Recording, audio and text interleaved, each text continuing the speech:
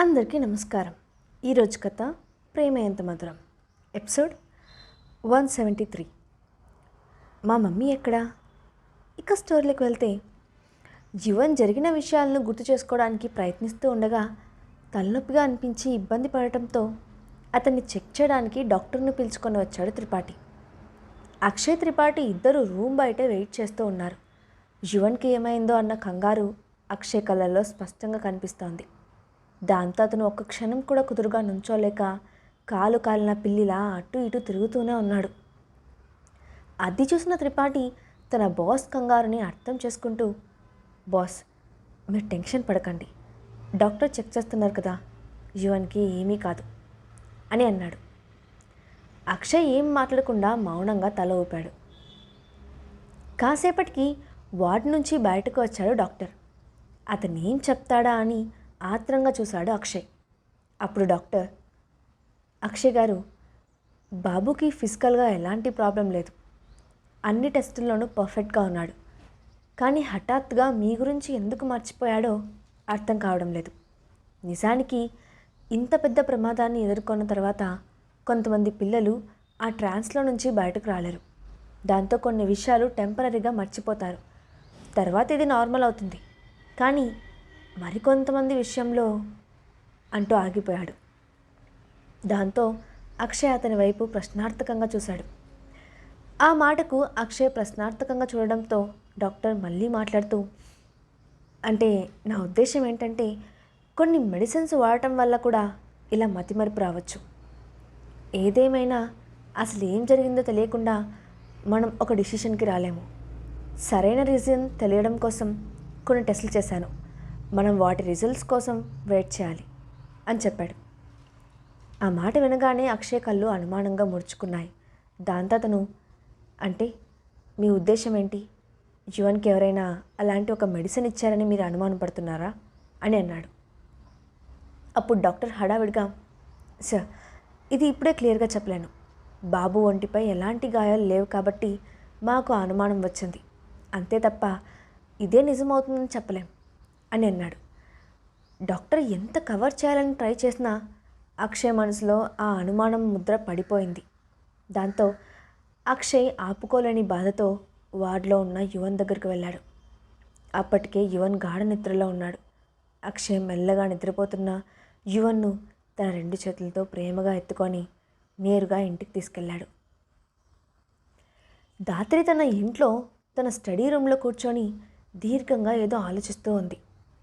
అనుకున్న ప్రకారం పనులన్నీ ఎలాంటి ఆటంకాలు లేకుండా జరుగుతున్నాయని ఆమెకు సంతోషంగా అనిపించింది.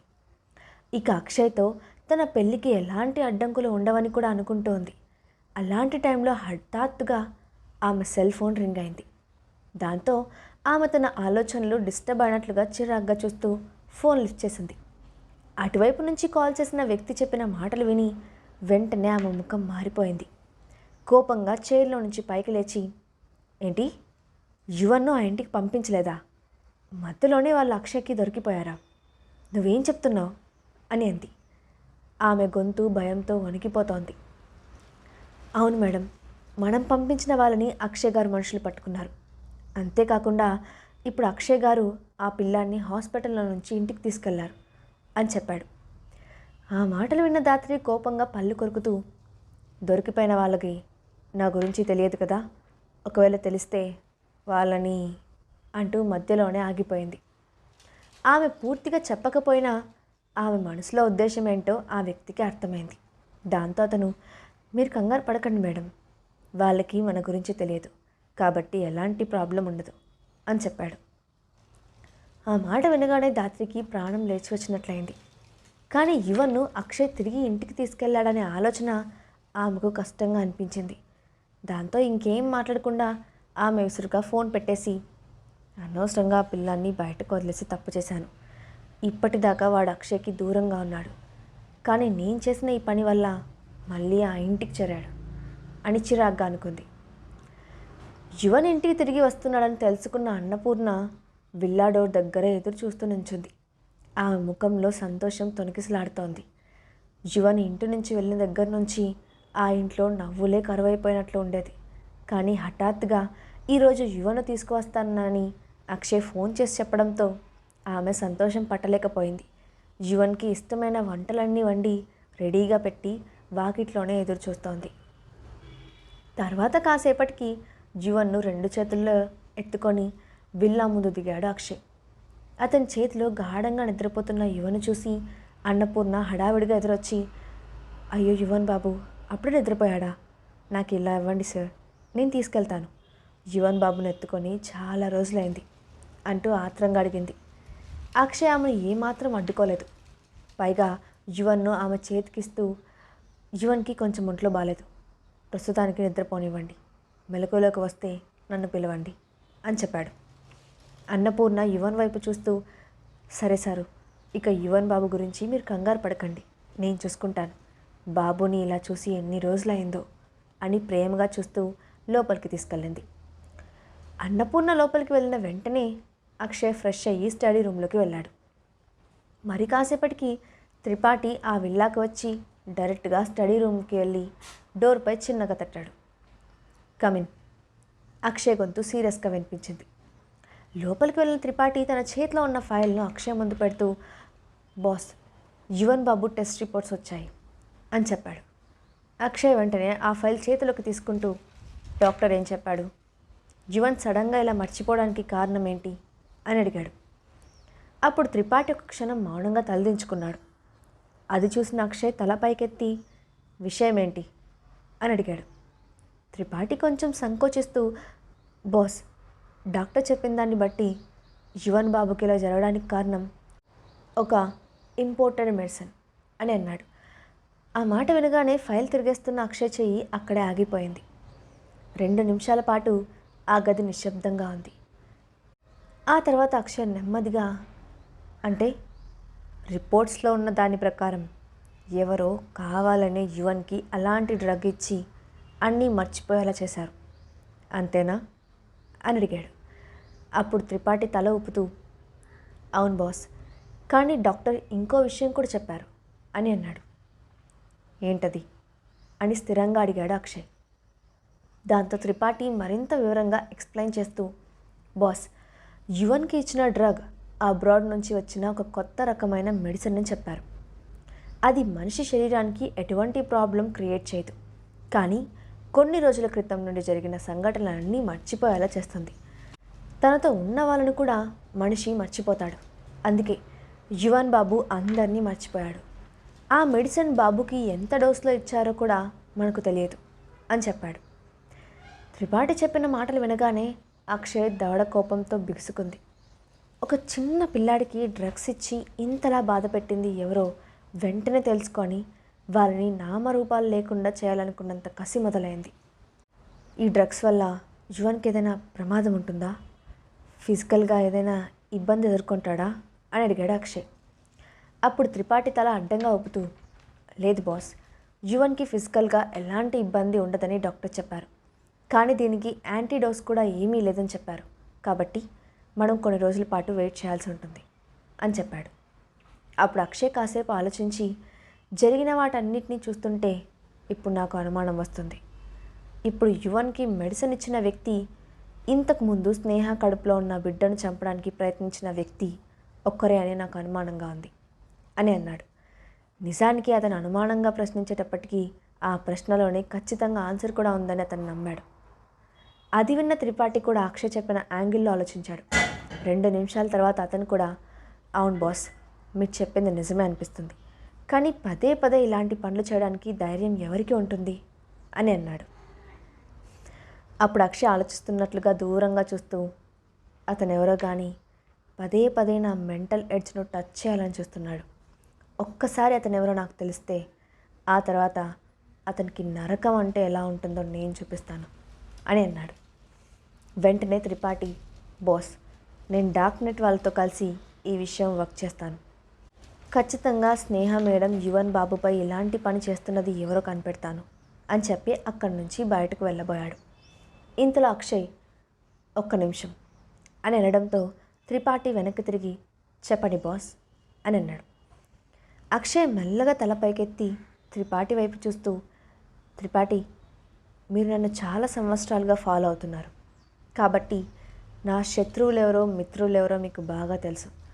ఇప్పుడు స్నేహ యువన్ల పరిస్థితికి నేనే కారణమని నీకు అనిపిస్తోందా అని అడిగాడు.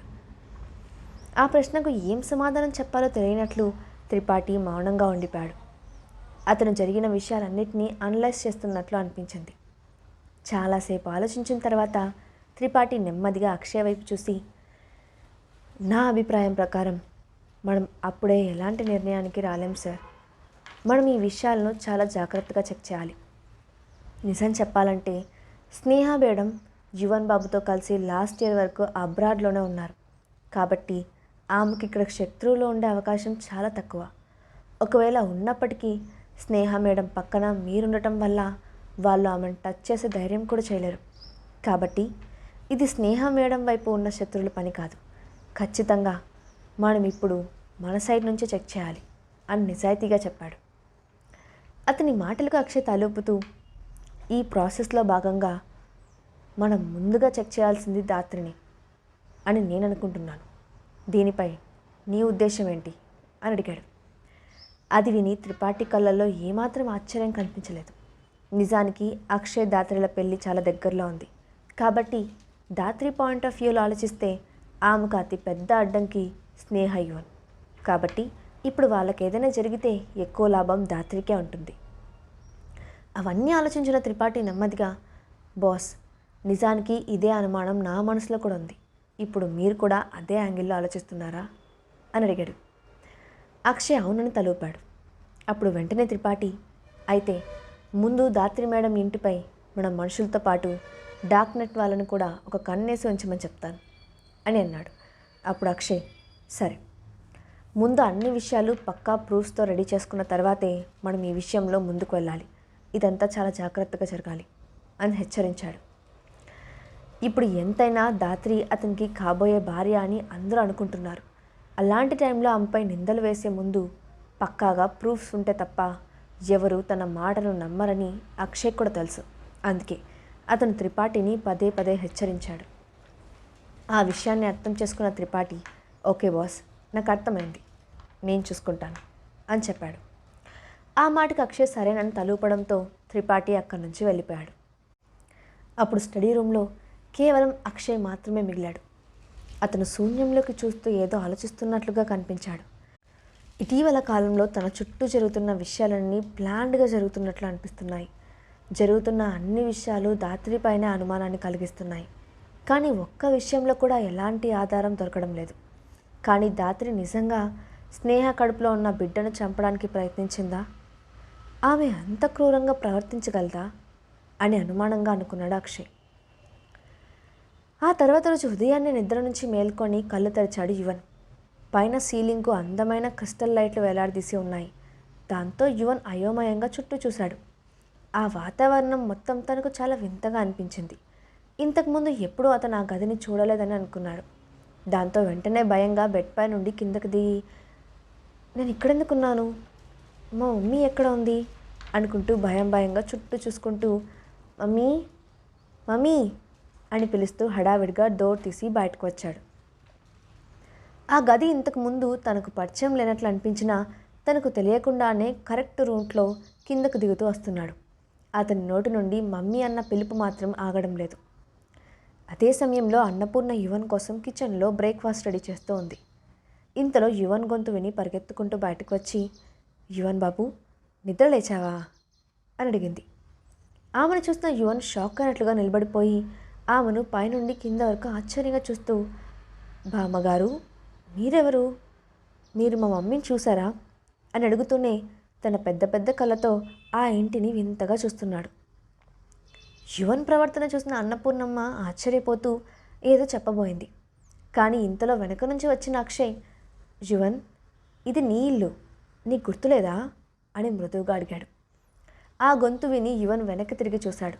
అక్కడ కనిపించిన అక్షయ్ని చూసి అతని కళ్ళు మరింత ఆశ్చర్యంతో వచ్చుకున్నాయి.